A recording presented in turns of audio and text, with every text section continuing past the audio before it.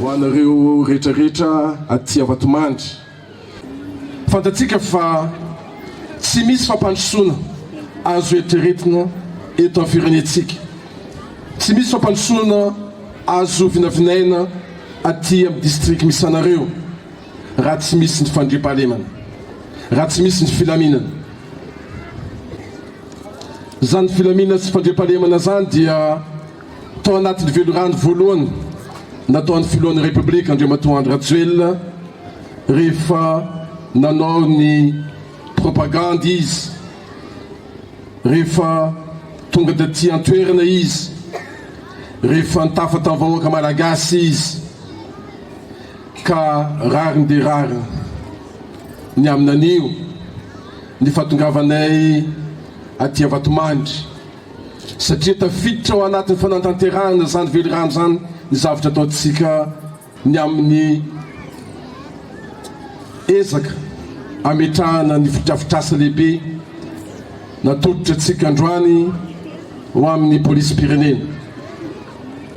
Misaotra Andriamatoa ministre ny filaminam-bahoaka amin'ny ezaka izay nasehonao tao anatin'ny fotoana fohy mba hahafahanao mametrika ny lamina ary mametrika koa ny dingana anatanterahantsika ny politika akapoben'ny fanjakana. Ny zavatra tiako mamafisina amintsika dia tsotra, mila averina ny fampitokisana eo amin'ny vahoaka sy ny rafim-panjakana manontolo. Zany fampitokisana zany dia mitaky amin'ny tsirairay zavatra vitsivitsy.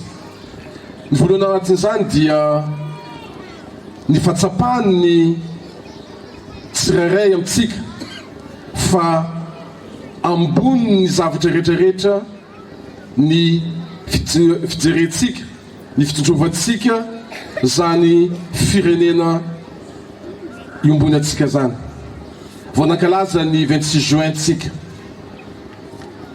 dia tsy napetraka atsika ho tandrasana ihany ny famasinana tokony isy eto amin'ny tany sy fanjakana, fa napekaritsika zay tandrazana zay ho firenena, zay firenena mampiombona atsika mba ananatsika ny ambo-po-pirenetsika, asandratsika mba ampisehotsika tokoa fa ny vahoaka malagasy rehetrarehetra eto Madagasikara amin'izao fotoana zao dia ametrika zany asy-pirenena zany eo amin'ny toerana. Ka ny fampitokisana zay andrasina amintsika dia ao anatin'ny rafitra zay napetraka ny sotoavina mamalagasy atsika, fa indrindra ny rafim-panjakana zay mandamina ny firenetsika. Ny famerenana fitokisana dia miankina amin'ny hoe ny mpitondra amin'ny lafitany dia azo omena fitokisana. Midika zany fa na ny préfet io, na ny chef de district io, na ny chef d'arrondissement rehetrarehetra sy zay manana fahefana misotenana zany fanjakana zany dia tokony ho modely eo amin'ny fitantanana, tokony ampiseho fahamendrena eo amin'ny fandraisana andraikitra sy ny fiainany rehetrarehetra eo masom-bahoaka. Sy rary ny raha zao firenetsika zao, sy mba mi-10 taona tsy aorinana niverenan'ny fahaleovantenatsika, mbola miaino anatin'ny fahantrana. Ary zay no mahatonga ny filoham-pirenena say manao velorano ny amin'ny tsy maintsy anovatsika hoa ny tantaranyty firenetsika ty, tsy maintsy manoratra pejy vaovaotsika amin'ny tantarany firenetsika mba isika rehetrarehetra, isika vahoaka malagasy rehetrarehetra dia hoentiny toetsaina vaovao, hoentiny toe-po vaovao, hoentiny toe-panahy vaovao mba hahafahantsika anandratra tokoa ity firenetsika ty miaraka. Ny zavatra tsy maintsy apetraka atsika rehefa milamina eo amin'ny lafitany dia ny mpitandro filaminana. Ny mpitandro filaminana na dia miaramila zany, zandary zany, polisy zany, dia tokony ho modely eo amin'ny asa zay ataony. Ny zavatra lehibe indrindra raha tiatsika ny amerenana zay fifampitokisana zay fifampitokisana eo amin'ny vahoaka sy ny androm-panjakana rehetrarehetra, dia tsy tokony misy tsony zany miaramila, zany zandary, zany polisy zany mampahantra manao ny toetra tsy mety, tsy jery afa-tsy tombontsoa manokana amin'ity firenentsika ty. Ao anatin'izany ny toerana misy atsika aty Vatomandry. Tsy rariny ny mahita ny zandary, mahita ny polisy manohitra amin'ny arabe rehetrarehetra reny, maka voly amin'ny tsy rariny amin'ny olona, mampatahotry ny vahoaka malagasy. Ombienombeny ady efa mitena amintsika, ny lasa aoka omba amin'ny lasa zay, fa ny ankehitriny sy ny ampitso dia mitaky fiovana eo amin'ny fitondrantena ny mpitandro filaminana. Ny fahitana zavatra tsy mety teto anivon'ny firenena dia tsy sin'izany fifampitokisana zany tsony dia noho ny zavatra ataon'ny mpitandro filaminana sasantsasany. Tsika manova amin'izao fotoana zao, tsika dia anandratra ny firenentsika. Rehefa anandratra ny firenentsika tsika dia ny zava-dehibe zay tsy maintsy ampajaritsika eto anivon'ny firenentsika dia ny fahamarinana. Ny fahamarinana ihany no manandratra ny firenentsika. Raha tsy misy ny fahamarinana dia sarotra ny anandratra ny firenentsika. Ka na inona ny ezaka tiany mpitondra atao, fa raha tsy misy fampitokisana dia ho sarotra ny anandratra ny firenena iombonantsika zany. Ka ny androany dia fanokanana rapomba ofisialy ny commissariat ny sécurité publique eto Vatomandry nataotsika. Afitra tsotra no ataoko ho an'ny polisy pirenena. Ianareo dia avy amin'ny vahoaka, dia manana taberna andraikitra ho an'ny vahoaka. Ianareo dia manana adidy goavana amin'ity firenena ity mba ampajeritsika ny filaminana sy ny fandriampahalemana. Zay dia mitaky adidy sy andraikitra mazava dia ny fijoroana ao anatin'ny fahamarinana. Za zany tena tsy te aheno tsony ny polisy manao ny tsy mety. Za tsy te aheno tsony ny polisy mampahantra ny vahoaka aty amin'ny faritra sy toerana misy antsika ty. Zany fitaovana vaovao zany, zany ny fotodrafitrasa vaovao zany dia mitaky fomba fiasa vaovao zany, mitaky famendrena zany ho amin'ny polisy pirenena. Ka zay ihany no ahafahantsika mamery ny fampitokisana eo amin'ny vahoaka sy mpitandro filaminana, fa indrindrindra eo amin'ny vahoaka sy ny polisy pirenena. Fa ny fahamarinana zany koa dia takina amin'ny mpiara-miasa rehetrarehetra anivon'ny fitsarana. Ny fitsarana dia natao hiaro ny marefo. Ny fitsarana no atao mba hisininy zany fahamarinana zany. Amin'ny anaran'ny vahoaka malagasy no andraisana ny didy rehetrarehetra eo amin'izany fitsarana zany. Ka ahoana moa no mahatonga itsika 7-10 taona niverenan'ny fahaleovantenantsika dia mbola manana fitsarana zay tsy atokisan'ny vahoaka zany.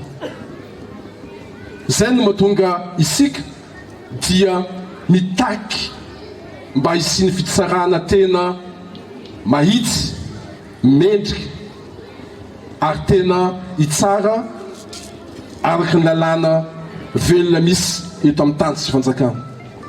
Tsy misy fampandrosoana azo eritreretina eto amin'ny firenentsika raha ny fitsarana sy hitoetra amin'ny toerana zay ho tena mahamendrika azy ary ny fifampitokisana eo amin'ny vahoaka sy ny andram-panjakana amin'ny ankapobeny dia miankina koa amin'ny fitsarana zay tokony atao anao ny asany antsakany sy andavany amin'ny ankapobeny dia tsotra ny asa-panjakana rehetrarehetra dia tsy tokony ho isy kolokolo zany tsony tompolasy tompoko vavy mahalehibe ny gouvernement tantenako dia zany lehibe ny fitantanana ara-panjakana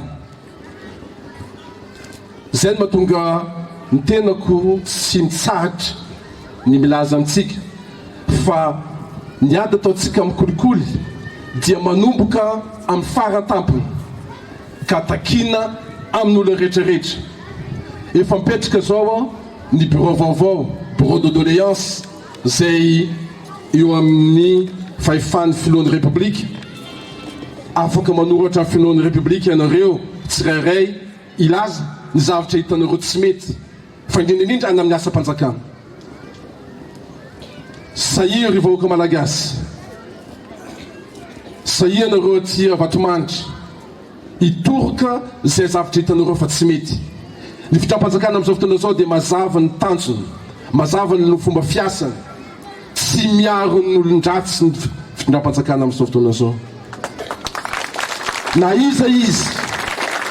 iza izy satria io fiarovana olon-dratsy io no nanimba nyty firenetsika ty tao anatin'ny 7-10 taona ary zany no takitsika amin'ny manomboka amin'izao fotoana zao ny amin'ny hoe tsy maintsy ho modely ny mpitondra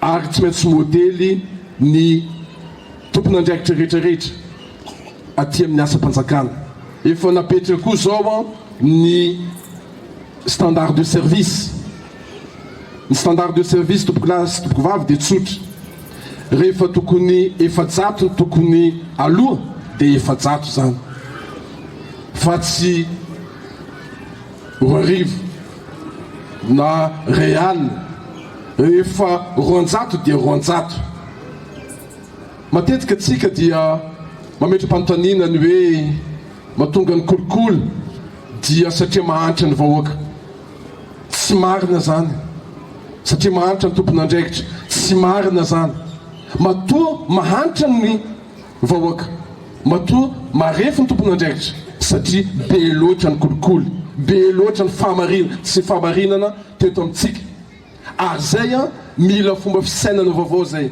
ary zay mila finiavana amin'ny rehetrarehetra mihitsy ny anovantsika rehetrarehetra ny tantaranyty firenetsika ty ny tena anao teo andreo matoa solombavam-bahoaka ny amin'ny hoe fahita taratra sady fa miova tsikelikely ny zava-misy eto Madagasikara marina tokoa zany kanefa mbola ambolohany ihany atsika amin'izao fotoana zao mbola manomboka ihany atsika iratsika malala ayanareo ihany no tena an'izany teo mbola betsaka tsy fampina eo amin'ny fotrafitrasa na ny any amin'ny sekoly zany na ny eo anivon'ny commune na eo anivon'ny fotrafitrasa maro ny lalana ny any amin'ny tontolo ambanivohitra sisy indrindraindrindra milazanareo teo fa mbola betsaka ny tsy fanananasa ho an'ny tanora zany rehetrarehetra zany mila ezaka zany ary ny fitram-panjakana amin'izao fotoana zao dia nametraka ho fanamby ny tsy maintsy ahitana vahaolana amin'ny fotoana fohy amin'ireny zavatra rehetrarehetra reny zay no mahatonga ny filohan'ny république tia andeha aingakaingana kokoa ametrahantsika ny fitsaram-pahefana tena izy